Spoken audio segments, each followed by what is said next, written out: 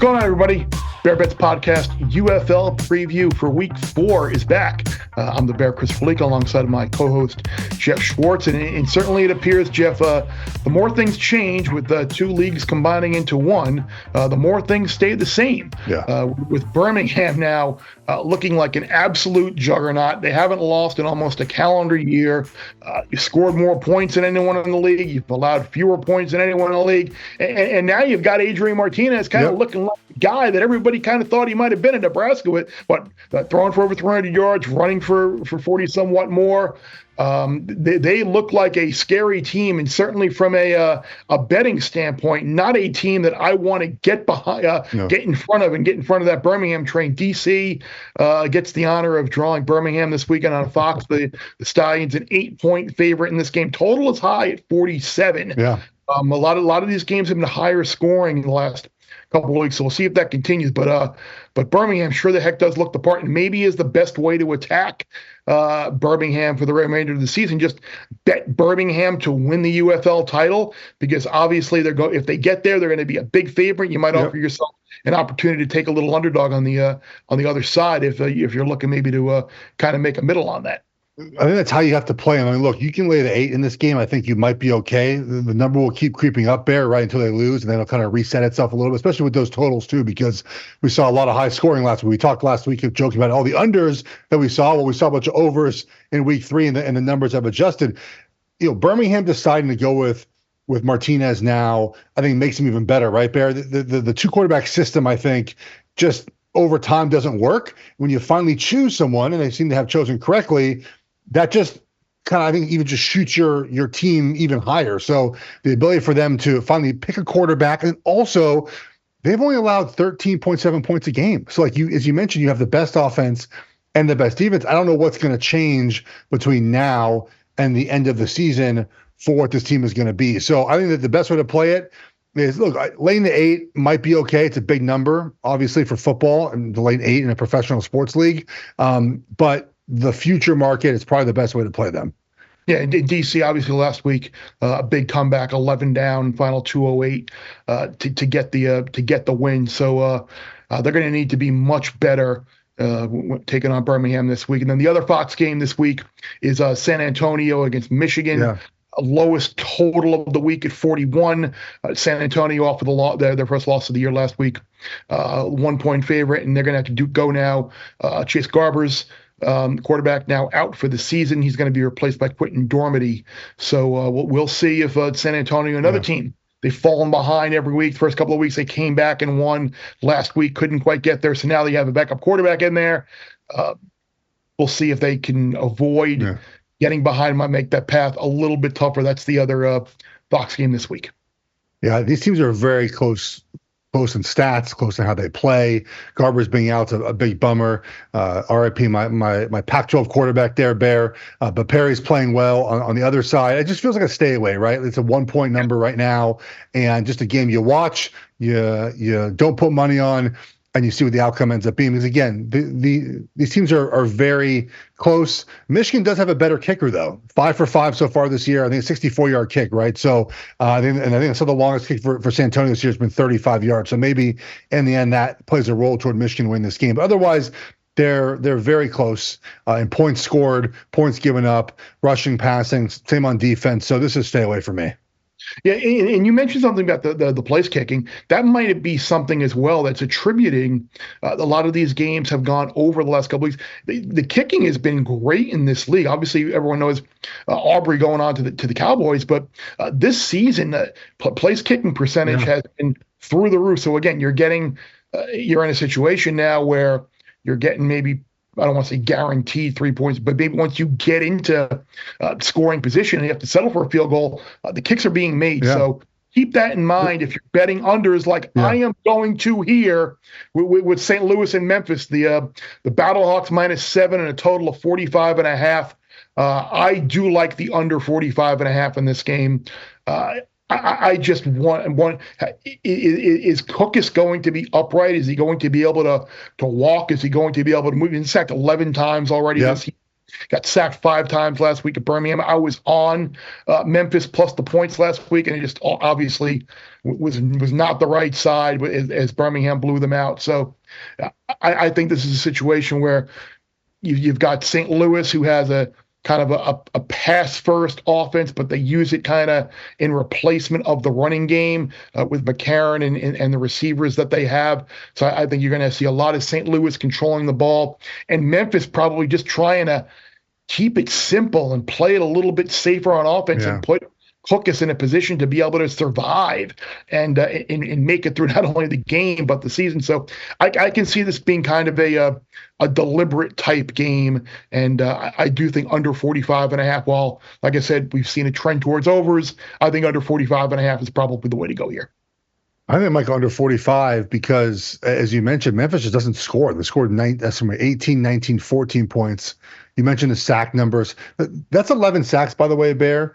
We need PFF to get on the pressure numbers and send it to us each week for what we get each week. I mean, if there's 11 sacks, there's 25, 30 pressures, because we know that pressure to sack conversion takes a little bit of time to get home. So if you're getting sacked 11 times, that means you're being hit like 3 times as much as that, right? So those hits being added on don't really help. St. Louis, though, their offense has picked up recently. Darius Shepard leads in all-purpose yards as well, so that helps on the special team side, which they have an advantage in this game as well. But I don't think Memphis can score on them, especially, as you mentioned, being hit so much at the quarterback position. 11 sacks is a lot when you consider the rest of the league is at 5, 6. That 11 really stands out. Yeah, it has, and I think, like you said, I think it all kind of adds up to kind of being a little bit protective this week and maybe a little bit cautious, which might lead to a lower scoring game. And I'm glad you mentioned Shepard as well, because one thing that the UFL does really well with the kickoffs, you get to see this kid return kicks.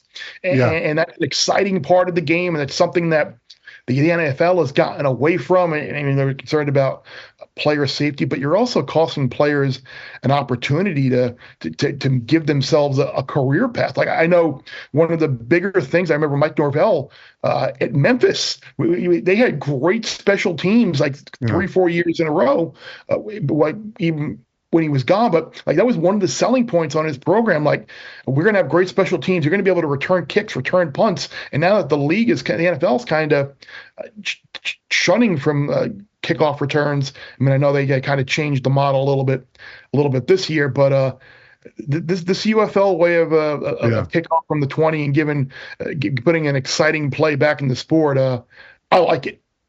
Well, I mean, Bear, as you mentioned, like, we're seeing the NFL rule changes now, I think, to put this back into the sport, as we see with the UFL and other spring leagues, right, that add that excitement back.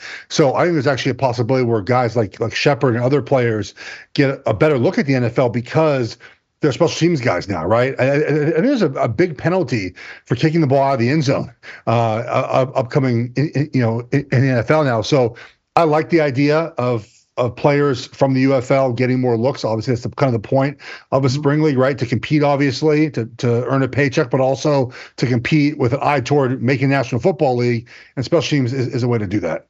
Yeah, I mean, look at the Turpin as well a couple of years ago, making the college roster. So I mean, it's there, and hopefully the NFL will see it. And just quickly, the last game of the week, Arlington.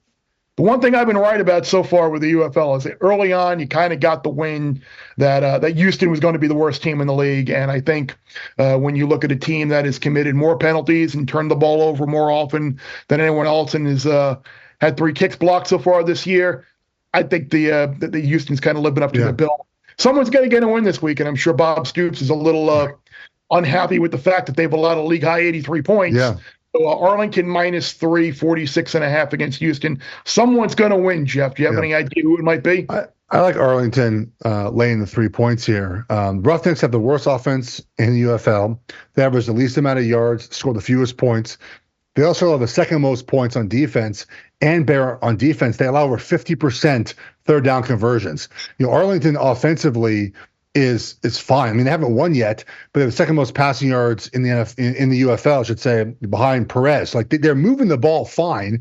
Now you play a defense that isn't very good. With their defense is fine. Arlington's defense is about average, and you have a offense that can move the ball that plays against defense that can't convert. And to your point, like, they sort of are on the verge of winning, even though they're 0-3. Like they're not as bad as other 0-3 teams in we've seen here, including the team they're playing in Houston. So I like Arlington to cover the 3 points. That's my favorite wager of the UFL weekend.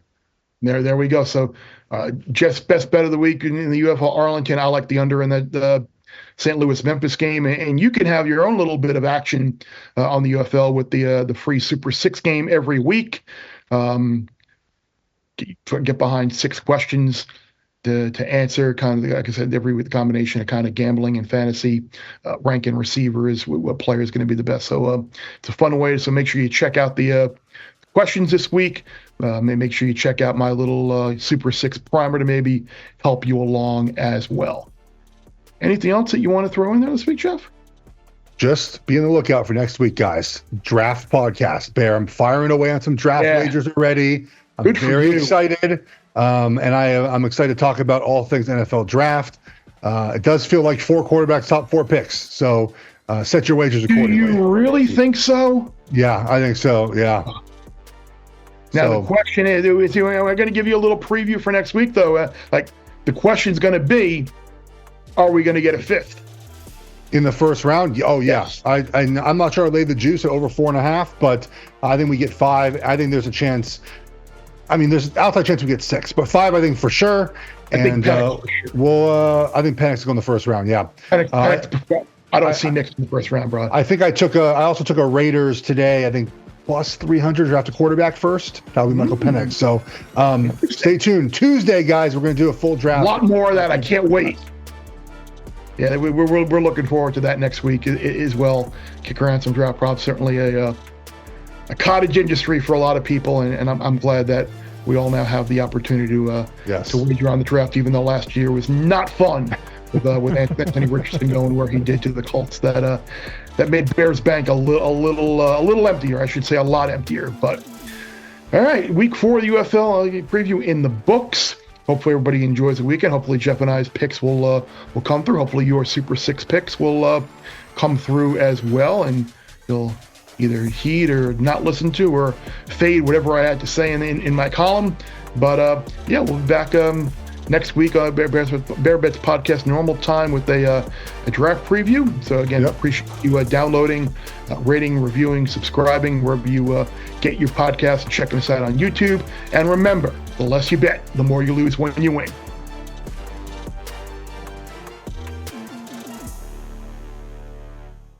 Bear Bets full episodes drop twice a week right here on the Bear Bets YouTube channel.